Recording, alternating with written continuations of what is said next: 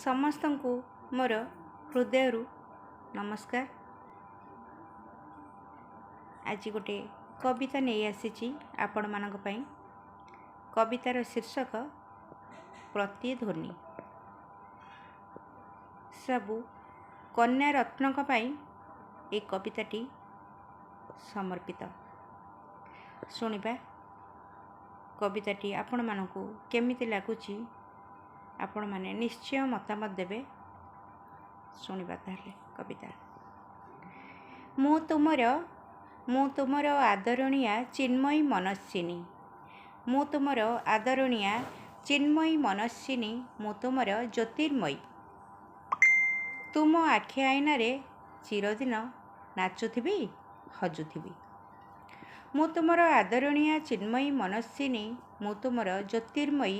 ତୁମ ଆଖି ଆଇନାରେ ଚିରଦିନ ନାଚୁଥିବି ହଜୁଥିବି। ତୁମ ସ୍ନେହ ମମତାର ପୂର୍ଣ୍ଣ ସାଗର ତୀରେ ଜନ୍ମ ପରେ ମା ବୋଲି ହୃଦୟର ପରଦାରେ ନିରେଖି ଦେଖିବି। ଜନ୍ମ ପରେ ମା ବୋଲି ହୃଦୟର ପରଦାରେ ନିରେଖି ଦେଖିବି।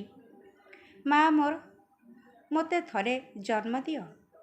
ମା ମୋର ମୋତେ ଥରେ ଜନ୍ମ ଦିଅ। ମୋତେ ଥରେ ଜୀବନ୍ୟାସ ଦିଅ। ମା ସତ କୁହ ଜନ୍ମ ଦେବ କି ନା। ତୁମେ ମୋର ଜନ୍ମଦାତ୍ରୀ। ତୁମ ଗର୍ଭରୁ ଦିନେ ଜନମି ନେବି କନ୍ୟା ହୋଇ। ତୁମେ ମୋର ଜନ୍ମଦାତ୍ରୀ। ତୁମ ଗର୍ଭରୁ ଦିନେ ଜନମି ନେବି କନ୍ୟା ହୋଇ।